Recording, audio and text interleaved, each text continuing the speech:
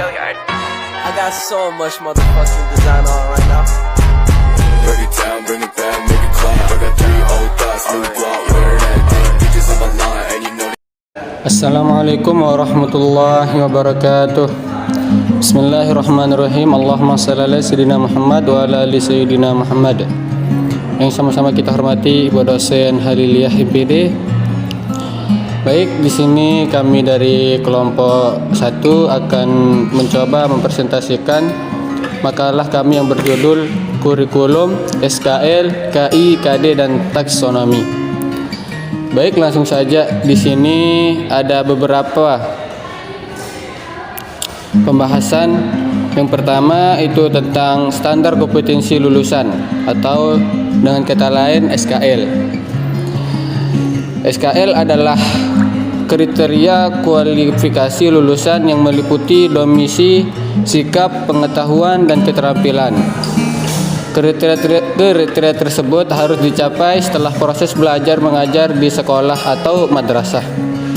Dalam pengembangan KI, SKL merupakan acuan utama. Yang kedua, kompetensi inti. Kompetensi inti ialah tingkat kemampuan peserta didik pada setiap tingkat kelas untuk mencapai standar kompetensi lulusan. Yang ketiga, kompetensi dasar. Kompetensi dasar merupakan kompetensi yang harus diperoleh peserta didik untuk mencapai kompetensi inti. Kompetensi yang harus dikuasai meliputi aspek sikap, pengetahuan, maupun keterampilan dalam mata pembelajaran tertentu. Selanjutnya, taksonomi. Taksonomi ialah struktur dan kategori ranah kemampuan perilaku peserta didik yang terbagi ke dalam ranah sikap, pengetahuan, dan keterampilan. Pembagian ranah perilaku belajar dilakukan untuk mengukur perubahan perilaku peserta didik selama proses belajar sampai pencapaian hasil belajar. Yang terakhir yaitu indikator. Indikator ialah ukuran, karakteristik atau ciri dari tercapainya KD berdasarkan taksonomi. Kemampuan baik ranah sikap, pengetahuan atau keterampilan. Selanjutnya, indikator dirumuskan dengan menggunakan kata kerja operasional, yaitu kata kerja yang berimplikasi pada terjadinya suatu perilaku pada peserta didik, sehingga perilaku tersebut dapat dengan mudah diamati dan dinilai oleh guru. Untuk materi selanjutnya itu adalah klasifikasi perilaku hasil belajar. Perilaku hasil belajar dirumuskan dalam 3 kelompok ranah taksonomi, yaitu sikap, pengetahuan, dan keterampilan. Pembagian taksonomi hasil belajar siswa diperlukan tujuannya untuk mengukur perubahan perilaku peserta didik selama proses belajar sampai pencapaian hasil belajar yang dirumuskan dalam aspek behavior, tujuan pembelajaran.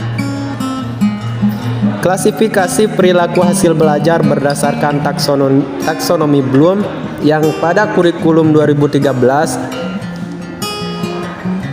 telah disempurnakan oleh Anderson dan Krathwohl dengan pengelompokan sebagai berikut. Yang pertama itu adalah ranah sikap. Ranah sikap dalam Kurtilas menggunakan olahan Krathwohl. Dalam pembentukan sikap, peserta didik ditata secara hierarkis. Ranah afektif menurut Krathwohl. 5M itu adalah menerima, menanggapi, menghargai, mengatur diri, dan menjadikan pola hidup.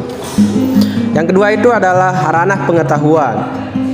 Ranah pengetahuan dalam Kurtilas menggunakan taksonomi Bloom olahan Anderson, di mana perkembangan kemampuan mental intelektual peserta didik berikut adalah 6 perkembangan kognitif. Yang pertama itu C1 atau mengingat.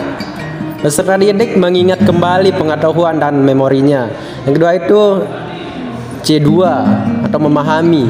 Kemampuan peserta didik dapat mengkonstruksi makna pembelajaran baik secara lisan, tulisan maupun gambar.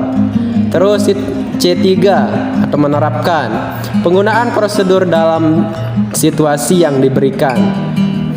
C4 atau menganalisis penguraian materi ke dalam beberapa bagian dan bagaimana bagian-bagian tersebut saling berhubungan dalam keseluruhan struktur. Kemudian C5 atau mengevaluasi kemampuan membuat keputusan berdasarkan kriteria dan standar. Yang terakhir itu C6 atau mengkreasi, merupakan kemampuan menempatkan elemen secara bersamaan dalam bentuk modifikasi ke dalam bentuk. Yang ketiga itu adalah ranah keterampilan. Dalam kurikulum 2013, ranah keterampilan mengarah pada pembentukan keterampilan konkret yang dapat dilihat dan bersifat motorik, dan keterampilan abstrak tidak dapat dilihat, lebih bersifat mental skill seperti kemampuan menyaji, mengolah, menalar, dan mencipta. Baiklah, di sini saya akan melanjutkan yang berkaitan dengan hubungan SKL, KI, KD, penilaian dan hasil belajar. SKL merupakan kompetensi lulusan yang akan dicapai oleh peserta didik setelah mempelajari semua mata pelajaran yang mencakup ranah sikap, pengetahuan, dan keterampilan. Kemudian SKL diterjemahkan ke dalam tingkatannya. Penjabaran kompetensi inti KI untuk tiap mata pelajaran dirinci dalam rumusan dalam kompetensi dasar KD. Kompetensi lulusan, kompetensi inti, dan kompetensi dasar dicapai melalui proses pembelajaran dan penilaian yang dapat diilustrasikan dengan skema sebagai berikut. SKL, KI, RL, ruang lingkup KD, materi pembelajaran, penilaian, hasil belajar. Tersebut diartikan sebagai kriteria atau acuan capaian kompetensi yang bersifat generik yang harus dipenuhi oleh peserta didik pada setiap kelas dalam pencapaian SKL. Kompetensi inti pada ranah sikap KI1 dan KI2 baik sikap sosial maupun spiritual merupakan kompetensi reaksi afektif, kognitif, dan kognitif perilaku. Kompetensi sikap meliputi penerima, merespon atau menanggapi, menghargai, menghayati, dan mengamalkan. Kompetensi inti pada ranah pengetahuan KI3 memiliki dua dimensi dengan batasan yang telah ditentukan dalam sikap tingkatannya. Satu, dimensi pertama adalah perkembangan kognitif, yaitu perkembangan kognitif tidak tingkat whole order thinking. Tingkatan ini, perkembangan berpikir peserta didik adalah pada tahap pengetahuan C1, memahami C2, dan menerapkan C3. Kedua, dimensi kedua adalah dimensi pengetahuan. Dimensi pengetahuan berbicara pada pengetahuan itu sendiri, yaitu meliputi faktual, konseptual, prosedural, dan metakognitif. Baiklah, saya akan melanjutkan materi mengenai keterkaitan antara SKL, KI, dan KD. Keterkaitan antara SKL, KI, dan KD dilakukan melalui beberapa langkah. Yang pertama, melakukan linearisasi antara KI dan KD dari pengetahuan KI3 dengan cara melihat level kognitif pada KD dan KI, melihat hubungan antara level kognitif dan dimensi pengetahuan.